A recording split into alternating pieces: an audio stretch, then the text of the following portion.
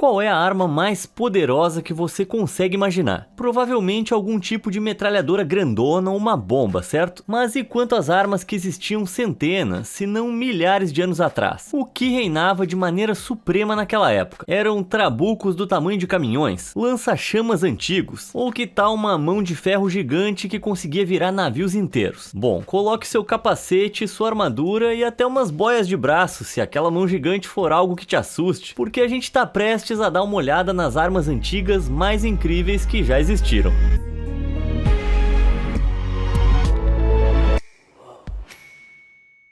O Hwacha.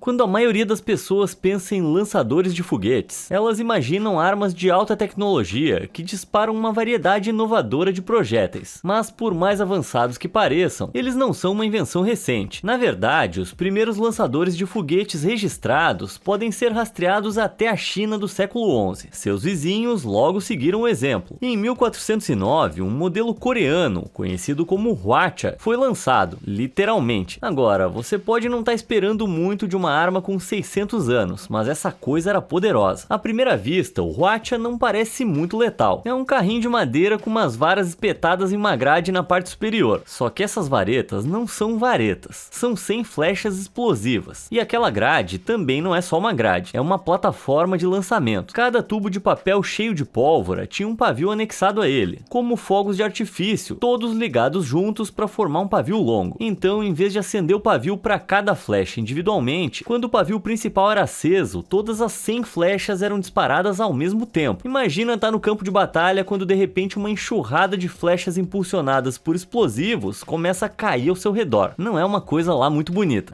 E nem pensa em fugir porque se acredita que o alcance desses lançadores explosivos era de mais de 500 metros. Para ter uma ideia, isso é cerca de 38% maior do que o alcance dos arqueiros medievais, que teriam usado arcos e flechas na mesma época. A lança de fogo.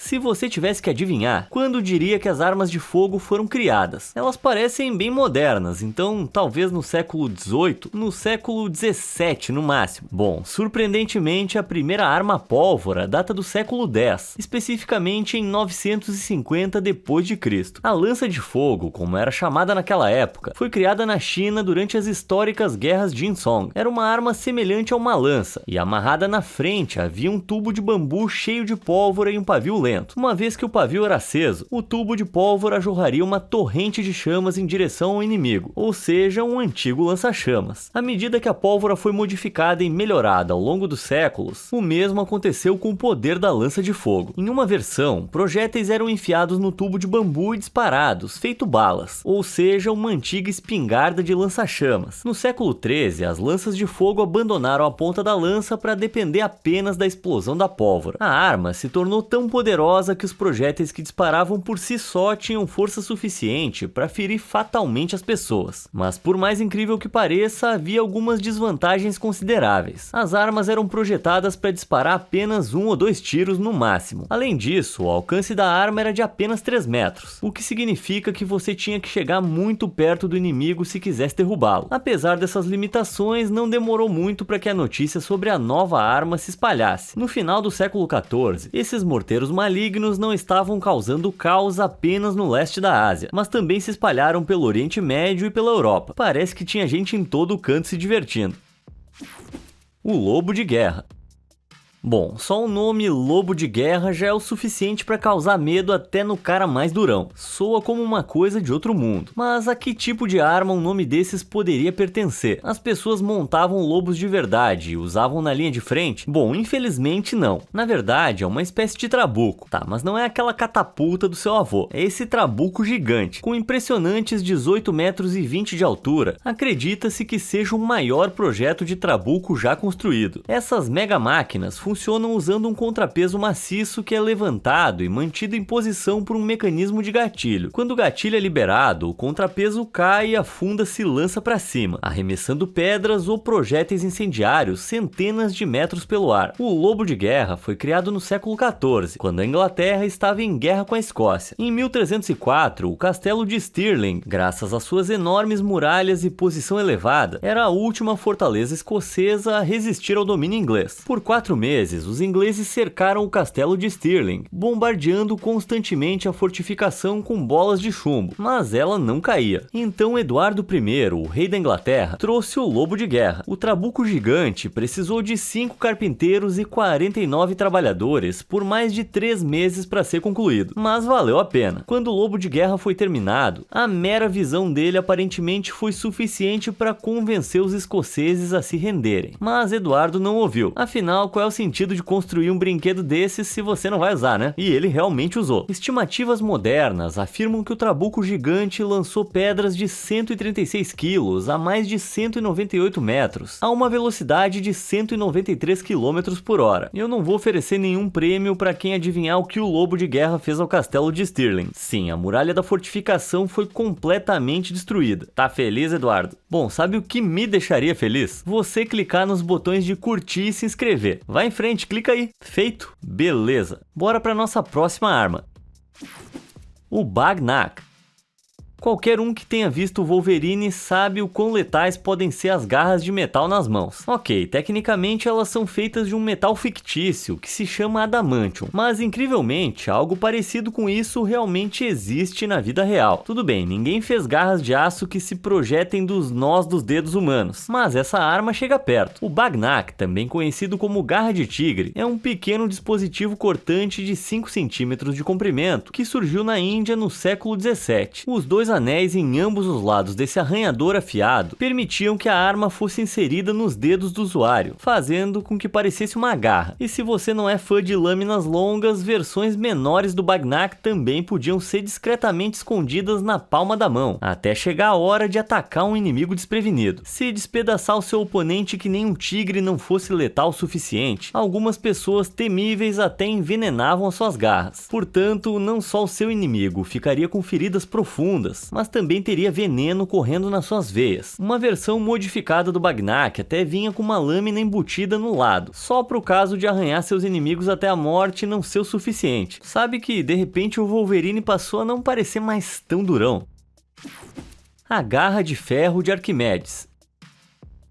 De garras pequenas para grandes, diga olá para a garra de ferro de Arquimedes. A lenda diz que essa arma antiga era de fato uma garra, de certa forma. Apesar do nome, ela não era usada para dar um arranhão superdimensionado nos inimigos. Em 214 a.C., durante o cerco de Siracusa, frotas de navios romanos estavam atacando a cidade que hoje compõe a Sicília moderna. Então qual foi a solução? Bom, criar essa máquina colossal de garra. Essa arma em estilo fliperama, concebida pelo inventor grego Arquimedes, foi usada como defesa contra navios que se aproximavam das muralhas marítimas da cidade. Relatos históricos descrevem a garra de Arquimedes agindo como um guindaste sobre a muralha, equipado com algum tipo de gancho na ponta. A corrente a qual o gancho estava preso era controlada por um sistema de roldanas e vigas. Portanto, quando o navio inimigo se aproximava da muralha marítima de Siracusa, a garra era baixada até o navio que atacava. Uma vez que a garra segurava o navio, homens ou bois usavam um sistema de roldanas para erguer o gancho, levando o navio junto. Com o navio suspenso, ele era então solto abruptamente, caindo de volta na água e destruindo a embarcação. Mesmo que o navio não fosse destruído, havia relatos escritos detalhando como o gancho capotava os navios e causava confusão em massa. Embora não se tenha registro das dimensões, versões gigantes da garra com base em suas descrições limitadas foram criadas para testar sua plausibilidade, muitas das quais tiveram sucesso em levantar um navio do mar. Isso pode não provar que a tal garra poderosa realmente existiu, mas certamente poderia ter existido. E agora que eu sei que poderia ter existido, será que é errado querer ter uma?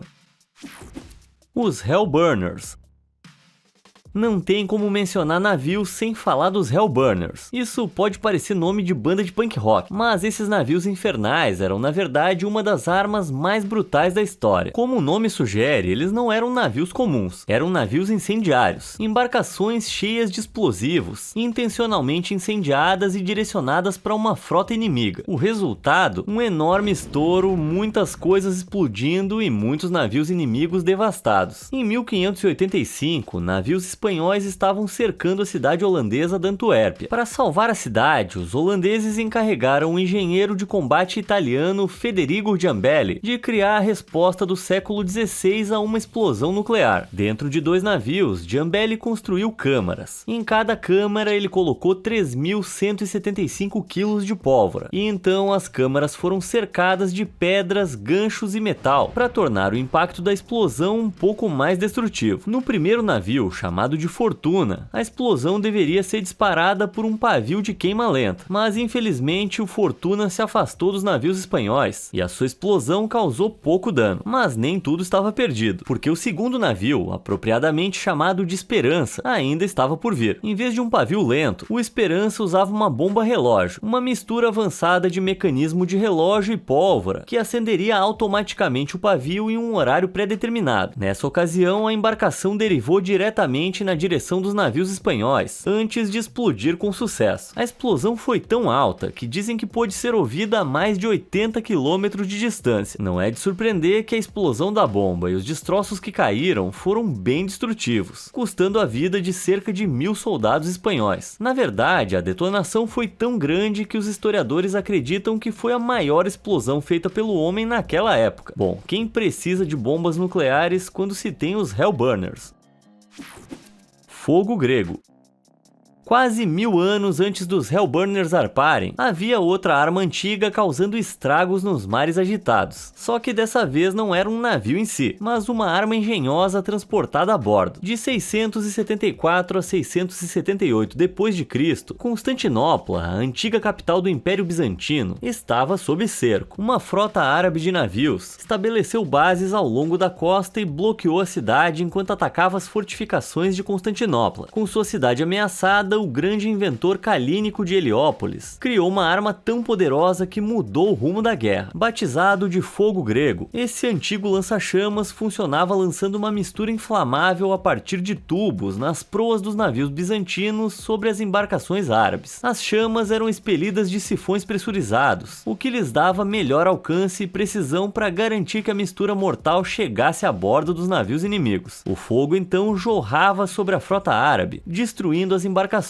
e forçando os homens a escapar do naufrágio ou serem queimados vivos. Só que tem um problema em ter o que é essencialmente um lança-chamas no mar, a água. Mas isso não era problema para essa coisa. O fogo grego era tão inflamável que aparentemente podia até queimar na água. A arma foi tão eficaz que eliminou a marinha árabe e encerrou o cerco de 4 anos. Você provavelmente está se perguntando o que poderia criar um líquido tão perigoso. Bom, a receita secreta se perdeu ao longo do tempo, e só se tem hipóteses dos ingredientes hoje em dia. A nafta, um líquido inflamável, é considerado o principal componente. Isso provavelmente foi misturado com nitrato de potássio. E por fim, uma pitada de enxofre, que quando adicionado, produzia um barulho estrondoso e uma nuvem de fumaça. E voilá, fogo grego. Só por favor não tenta fazer isso em casa.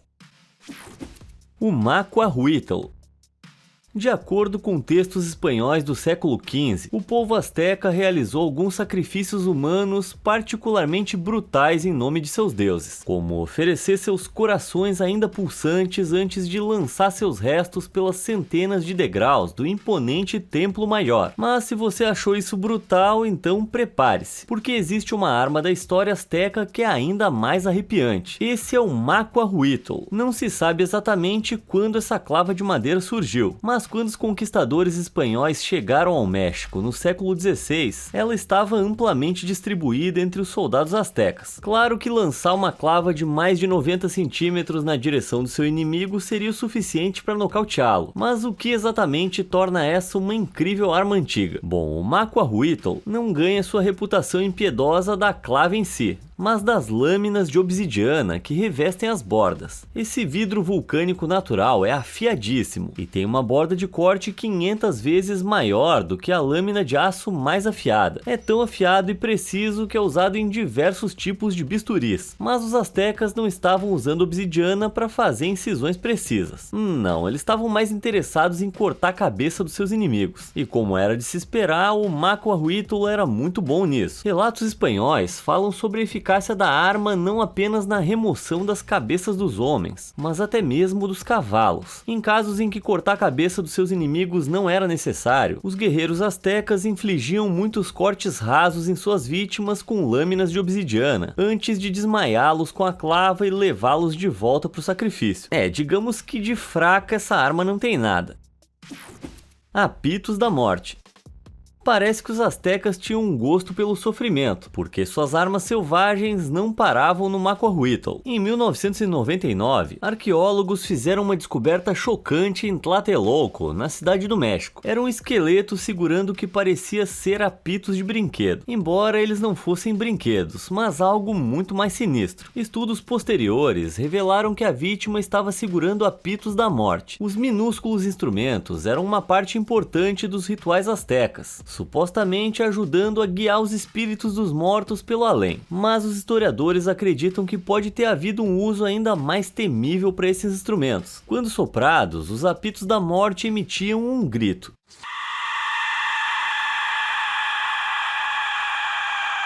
Cruz credo. Há uma teoria de que os astecas usaram esses apitos como uma forma de guerra psicológica. Quando os conquistadores espanhóis se confrontaram com os astecas no século XVI, eles descreveram os guerreiros astecas usando tambores, conchas e outros instrumentos durante a batalha. Supostamente, o som coletivo de centenas de gritos psicóticos teria sido uma tática para confundir e atordoar quaisquer inimigos que os astecas estivessem enfrentando. Meu Deus, e eu pensando que as clavas que matavam cavalo era a pior coisa que podia ter. A Urumi. O que é uma espada? Uma arma afiada, rígida e com lâmina, certo? Bom, acontece que nem todas as espadas antigas seguem essas regras. Como, por exemplo, essa invenção maluca, que parece mais uma coleira de cachorro do que uma espada. Mas por mais estranho que pareça, é na verdade uma lâmina bem formidável. A Urumi, como é conhecida, apareceu pela primeira vez na Índia. Não se sabe exatamente quando essa espada entrou em uso, mas alguns especialistas acreditam que remonta ao período Sangam, cerca de 1800 anos atrás. Em vez de esfaquear, a lâmina de aço flexível de bordas afiadas da Urumi permite que os portadores usem essa arma como um chicote, mas nem sempre é apenas uma única lâmina chicoteando e causando danos. Longe disso. Urumis do Sri Lanka podem ter até 32 lâminas, sendo que cada uma delas atinge comprimentos de até 1,5 m. As bordas afiadas dessa arma são capazes de cortar ou derrubar um inimigo. Além disso, as lâminas flexíveis permitem que a Urumi contorne o escudo inimigo. Ninguém tá a salvo dessa coisa, nem mesmo o usuário. Sem boas habilidades de chicoteamento, um guerreiro sem treinamento tem tanta chance de se machucar quanto de causar dano ao inimigo. Mas por mais brutal que pareça essa arma, tem algo ainda mais incrível nela. Depois de terminar de balançar e cortar, alguns modelos de Urumi podem até ser enrolados na cintura do usuário, que nem um cinto. Gucci que se cuide. O escudo lanterna.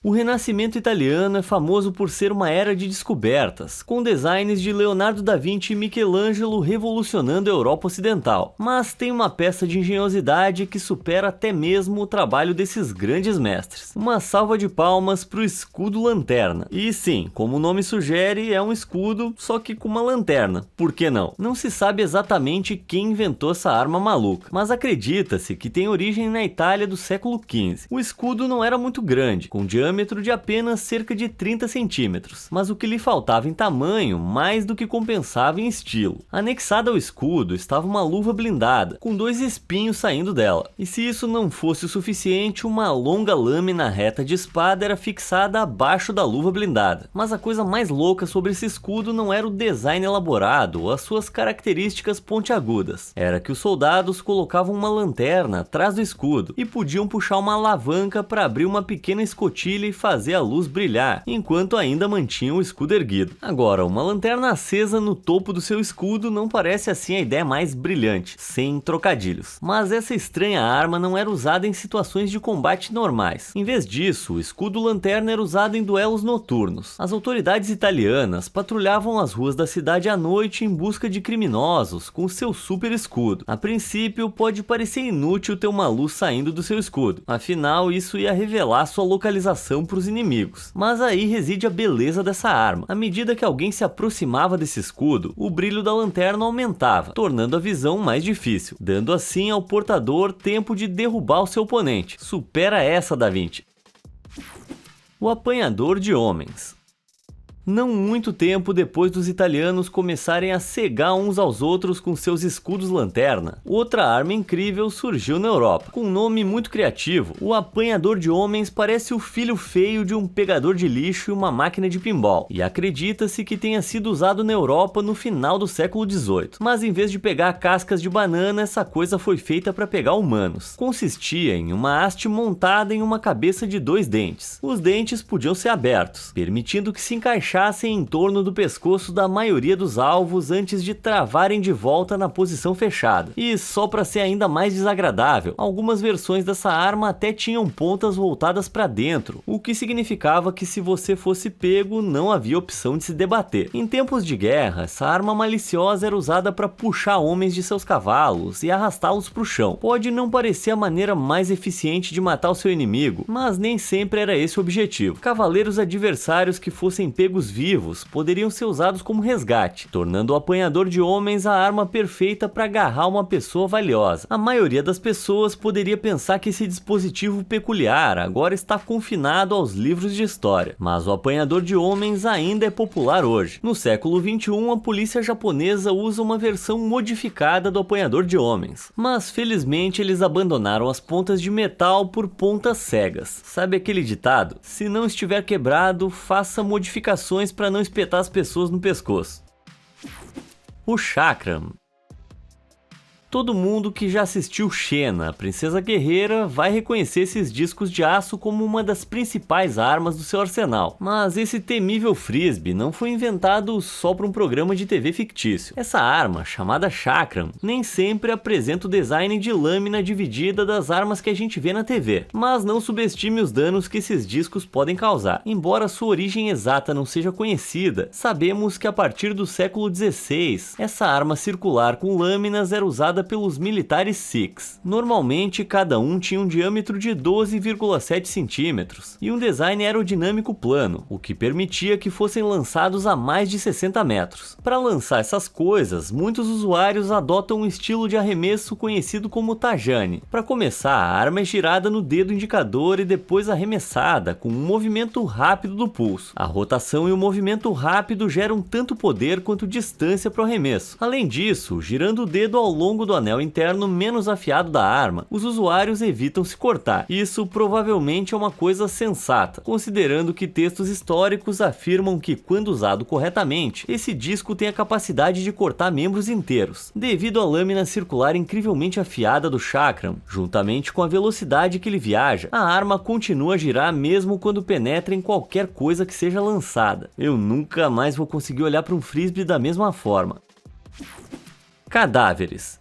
Cadáveres. Em 1343, os mongóis cercaram a cidade de Cafa e o cerco se arrastou por 3 longos anos. Mas em 1346, o exército mongol desesperado estava lutando para invadir. Para piorar a situação, eles estavam enfrentando um surto mortal de peste bubônica, mais conhecida como peste negra. A peste bubônica era uma infecção fatal, causada pela picada de pulgas infectadas que viajavam em roedores. E uma vez picadas, as vítimas sofriam de febres altas, câimbras musculares e bubões, grandes furúnculos circulares ao redor das axilas e das virilhas. Nada agradável. A única bênção é que o sofrimento não durava muito, porque a maioria dos infectados falecia menos de 8 dias depois da infecção inicial. Apesar dos horrores da peste negra, o governante mongol Jani Beg se recusou a abandonar o cerco. Em vez disso, ele elaborou um plano horrível. Em vez de descartar os corpos infectados, os mongóis os prenderam a bolas de canhão e os catapultaram sobre os muros de Cafa. Isso são armas biológicas do século XIV na sua melhor forma. Portanto, não apenas os habitantes de Cafa tiveram que lidar com o cerco da sua cidade, mas agora cadáveres infectados também estavam caindo sobre eles. Apesar dos esforços das pessoas de Cafa para se livrar dos corpos, a cidade logo ficou infectada. Embora o plano de Jani Beg de levar Cafa ao colapso tenha funcionado, houve uma consequência não intencional dessa arma maligna. Aqueles que sobreviveram obtiveram aprovação, navegaram para o oeste da Europa, sem perceber que estavam levando a praga com eles. E assim a peste negra devastou a Europa, com um número de mortos por volta de 50 milhões. Valeu, Johnny Bag, parabéns! A Odachi. Por séculos, as espadas foram uma das armas mais populares da humanidade. Suas formas e pesos variáveis as tornam a arma perfeita para carregar e sacar rapidamente em caso de problemas. Mas há uma lâmina antiga que não segue essas regras. No século XIV, no Japão, um tipo de espada reinava suprema, a Odachi. Uma Odachi media cerca de 3 shaku, o que equivale a cerca de 91 centímetros. Considerando que as espadas longas da época tinham mais ou menos o mesmo comprimento, essas lâminas eram bem longas, mas a Odachi não parava em 3 shaku. Uma lâmina de 5 shaku, com cerca de 152 centímetros, tinha o dobro do comprimento de uma espada normal. Na verdade, era tão longa que era impossível sacá-la de uma bainha na cintura. Ou o portador a carregava nas costas, ou tinha um servo para carregá-la. A dificuldade de sacar a espada, o seu grande peso e a mudança para o combate com armas de fogo levaram a Odachi a cair em desuso. Mas isso não quer dizer que ela tenha desaparecido completamente. No século XV, a Odachi Norimitsu foi criada. Essa era uma espada de 12 shaku, sim, 2 dígitos, o que significava que tinha 376 centímetros de comprimento, mais de 3 metros no total. Mas por incrível que pareça, é provável que essa espada tenha sido criada com fins ornamentais, e não para serem usadas por gigantes japoneses. E se você acha que é uma grande lâmina, isso não é nem metade. Apresento a vocês a Raja no Ontachi. Essa espada Odachi, que acreditam ter sido forjada por volta do século XVIII, tem um comprimento ridículo, que se estende por incríveis 4,5 metros. Para ter uma ideia, se você segurasse a Raja no Ontachi na vertical, ela alcançaria mais ou menos a altura de uma girafa fêmea. Além disso, a arma pesa mais de 75 quilos. Não é surpresa que essa fera tenha ganhado o apelido de grande lâmina que esmaga o mal. Para falar a verdade, eu nem consigo pensar no que essa lâmina não consegue esmagar. Felizmente, a Raja no Ontachi foi forjada puramente como um objeto ritual para fins religiosos. Bom, qualquer que seja a religião, eu já quero fazer parte dela. Qual dessas armas antigas você achou a mais incrível? Me conta nos comentários aí embaixo e obrigado por assistir.